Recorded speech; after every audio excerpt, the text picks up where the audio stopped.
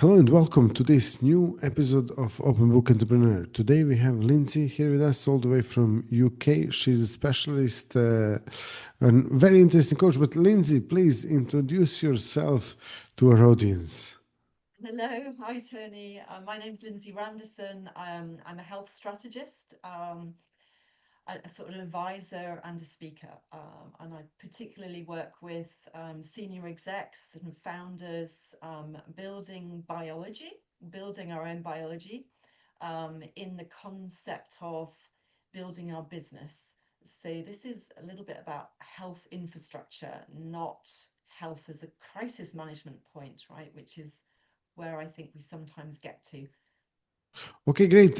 So how is this relating to each other? Like, obviously, you're working with leaders and then you're working on health, but from the perspective of like how this helps build the business. So can you tell us a little bit more about that, please? Yeah, so I think we have a sort of wellness narrative at the moment, which is a societal or cultural norm that is if we are optimizing and over, and productive with our health, i.e., we're taking the time, we're maybe setting aside, time to look after ourselves, that that then supports our health. And if we're doing all this productivity and optimizing for optimizing's sake, looking at our wearables, getting all this data, then that in fact creates this goal of feeling like we're healthy.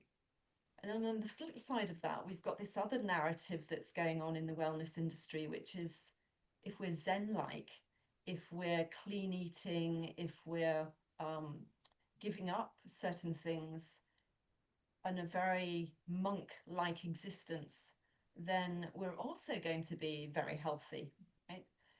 And neither of those things really work for real life, for people that are building businesses, right? We've got real life challenges.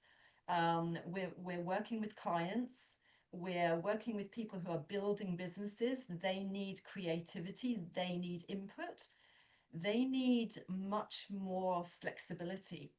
And these two standard wellness areas don't really fit the model of a 24-hour modern day business building empires, right?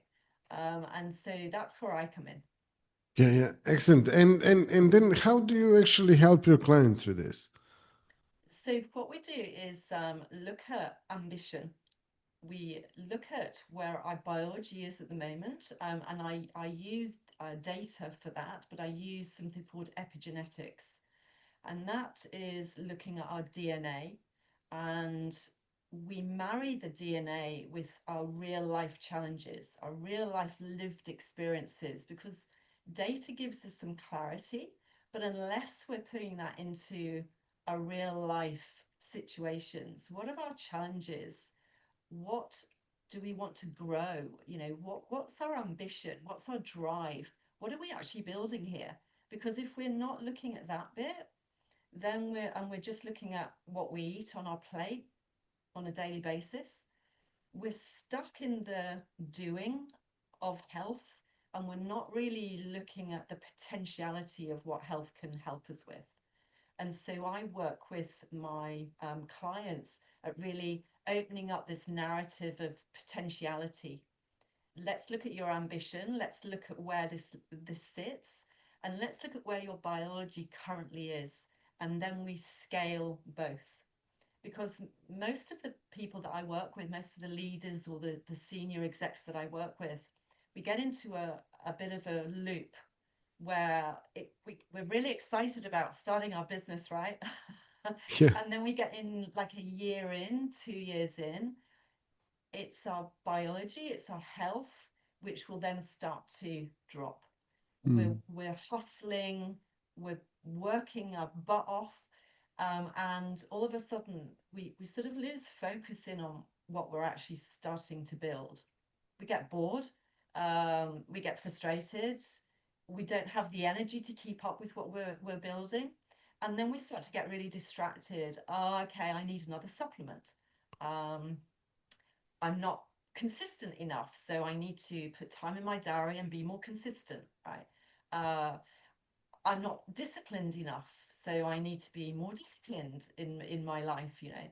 And all those narratives keep us stuck in a little bit of a loop. Where I work with clients really is to open up that, then think about this in a different way. We can work with our biology, our DNA, our epigenetics, and our data first. And then we look at actually how do we scale ambition, drive, performance onto that. And that gives us a much bigger area to start to explore rather than getting stuck in this minutiae of, okay, what have I got on my plate today? I've got a protein, I've got fat, I've got a complex carbohydrate. Okay, macros, micros, you know, this is a very singular, really. I mean, it's just a loop of getting down to the bottom. It doesn't help us to think about things in a different way. Totally. And so what are the results that your clients are getting once you start applying, or they start applying the epigenetics and these other things that you mentioned? Yeah, so when I'm working with my clients, what we're looking at really is how we build capacity. How do we build ourselves so we've got capacity to grow?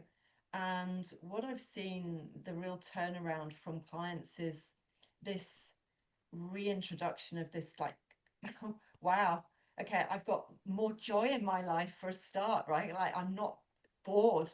um and I'm not, the narrative is, okay, if I do more of, I'm going to get stuck in this.